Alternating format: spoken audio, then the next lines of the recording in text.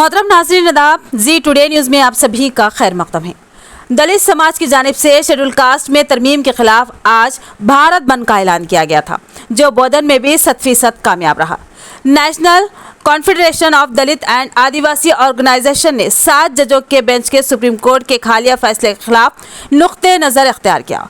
Supreme court के reservation फैसले के खिलाफ आज दलित आदिवासी ग्रुप्स ने भारत बंद का फैसला किया। उसी के तहत आज बोधन में भी बंद मनाया गया और बहुजन समाज पार्टी ने भी दिन भर के भारत बंद की हिमायत की और एहतजाज करते हुए बोधन में रैली मुनज़्ज़म की। ये रैली बोधन अंबेडकर चौराहे से शक्करनगर चौराहा पहुंची और वापस अंबेडकर चौराहा पहुंची। इस मौके पर बहुजन समाजवादी पार्टी के जिला सदर संगाड़ी पाडू ने मीडिया से मुखातिब होते हुए कहा कि दर्जे फहरिस्त कबाइल के तहफ़्फ़ुज़ात पर सुप्रीम कोर्ट का हालिया फैसला SC/ST तबक़ात की तरक्की और मजबूती की राह में रुकावट साबित होगा। उन्होंने बीजेपी पार्टी पर इल्ज़ाम आयद किया कि रिजर्वेशन ख़त्म करने के लिए ये दोनों की मिलीभगत है।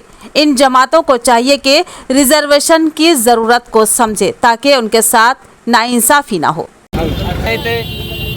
सुप्रीम कोर्ट इచ్చినటువంటి తీర్పు 2004లో ABCD వర్గీకరణ చెల్లదని చెప్పేసి ఇచ్చేసినటువంటి తీర్పు సుప్రీం కోర్టే। మరి ఇప్పుడు 2024లో అదే సుప్రీం కోర్టు ABCD చేసుకోవచ్చు, ఆయా రాష్ట్రాలకు మేము షెడ్యూల్ పంపుతున్నామని చెప్పడం ఇది భారత రాజ్యాంగానికి విరుద్ధంగా ఇచ్చినటువంటి తీర్పుగా మేము భావిస్తున్నాం। ఏదేమైనా ఈ ప్రజాస్వామ్యం దేశం ప్రజలు అర్థం చేసుకోవాల్సిన రీతిలో ఇప్పుడు ఏదైతే ABCD వర్గీకరణ అంటున్నారో దానికంటే ముందు బహుజన్ సమాజ్ పార్టీ ద్వారా మేము కోరుకునేది రాష్ట్ర ప్రభుత్వాన్ని కానీ కేంద్ర ప్రభుత్వాన్ని కానీ మీరు ABCD కంటే ముందు కులగణన చేసి ABCD వర్గీకరణకు పోవాలని చెప్పేసి బహుజన్ సమాజ్ పార్టీ డిమాండ్ చేస్తూ ఉంది। ఏది ఏమైనా భారతదేశంలో ఉన్నటువంటి జనాలందరం ఏకమై రాజ్యాధికారం దిశగా పోతున్నారు కాబట్టి ఈ రాజకీయ కుట్ర భాగంగానే మీరు ABCD వర్గీకరణ తెరపైకి వచ్చి కులాల మధ్య కుంపడి పెట్టి చాటలు తౌడేసి కుక్కలాగా కొట్టుకోమని చెప్పేసి తీర్పిస్తున్నారు కాబట్టి దీనికి మేము ఆల్రెడీ SC/ST BC మైనారిటీలం అందరం కలిసి పసిగట్టే రీతిలో వచ్చినాం కాబట్టి ఇప్పటికైనా సుప్రీంకోర్టు ఇచ్చినటువంటి తీర్పుని అది సుప్రీంకోర్టు తీర్పు అంతలే మేము అది మోదీ ఇచ్చిన తీర్పుగా మేము భావిస్తున్నాం।